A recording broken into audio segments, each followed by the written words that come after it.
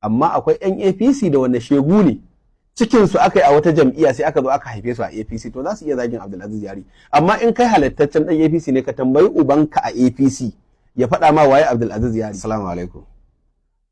Dan Bello, kai ma ka jira, ka san kullun sai ka ce a jira a jira a jira. To da Allah da kai da masu irin tunaninka duk ku dan jira ku saurari bayani na.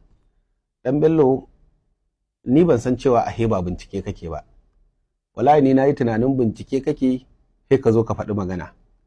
To a wannan karan dai akwai wai abin da Bahaushe yake cewa to ka saba lamba akan maganar Abdulaziz Yari. Wallahi duk ba bincike kai ba. Kawai dai ka karɓi kuɗin aikinka, ka kuma yi aikinka. In sun biya ka to alhamdulillah, in ba a biya ka ba watakila ba za su biya ba don ka yi aiki ba cikin ilimi ba kuma ba cikin bincike ba. Ka sako sunana, ka ce an tura min naira miliyan 100 wai a kamfani mai Alhikima Islamic Center. Da masu kallon ka da masu sauraron ka duk sun san ni ba haka sunan kamfani na ba.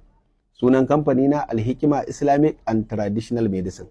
Sako kamfani na da kai ka ce an samu miliyan 100. Wannan yake tabbatar da cewa duk ma maganganun da ka faɗa akan Abdulaziz Yari wallahi ƙarya kake, kaga kai. Amma tunda ka ce kana da hujja, kawo hujja. Ni dai ban da kamfani mai suna Alhikima Islamic Center, kuma ka ce an tura min naira miliyan 100 wai a ba wa rarara ya zagi Davido. Ka ji tsoron Allah dan Bello. Ba ma aikin miliyan 100 mu, ba fariya nake maka ba. Muna aiki lalle, ana biyan mu kama da waƙoƙin shugaban ƙasa da sanatoci da gwamnoni, amma ka tambaye wanda suke muna aiki ba a miliyan 100 muke yi ba. Miliyan 100 mu ma muna iya bada ta, ba alfahari ba, mun gode wa Allah bisa ni'imar da ya mana. Amma akan miliyan 100 ni ba zan zo ma in baka amsa ba. A'a, ina baka amsa ne akan kayi wa Abdulaziz Yari ƙarya. A cikin ƙaryar da ka masa kuma har ka sako da ni, ka ji tsoron Allah. Ba ni da kamfani mai suna Alhikima Islamic Center. Masu kallon ka masu sani sun ma baka amsa. Sunan kamfani na Alhikima Islamic and Traditional Medicine. Wallahi na dau bincike kake. Ashe zama kake ka rubuta, ka hada abin da zai dau hankalin mutane, sai ka ba su labari, ka ba su tatsuniya. Ka saba irin wannan. Mutane da yawa masu ilimi sun sani kallon ka ake. Ɗauko labari kake, bai da farko bai da ƙarshe, sai ka dau tsakiya. Kawai zaka ce an ba wa da 10,000 ya tafi kasuwa. To da aka bashi aiken shi aka yi ko kuma kyauta aka bashi, haka kake labaranka. Ka ji tsoron Allah.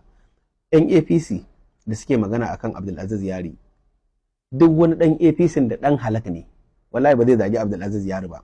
Amma akwai yan APC da wanda shegu ne cikin su aka yi a wata jam'iyya sai aka zo aka haife su a APC, to za su iya zagin Abdulaziz Yari. Amma in kai halattaccen ɗan APC ne, ka tambayi ubanka a APC ya faɗa ma waye Abdulaziz Yari.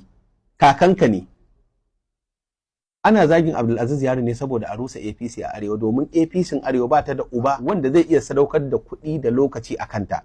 Shine aka biyo bari a ci mutuncin Abdulaziz Yari. To duk ɗan halak ɗan APC in dai ba shege bane a APC ba zai zagi Abdulaziz Yari ba. Dan Bello, in kayi bincike ka gano ni Alhikiman ne ko kuma wani ne da Allah, sai ka zo ka yi wa mutane bayani, dan ka saba ka yi rufa-rufa ka wuce. Assalamu alaikum.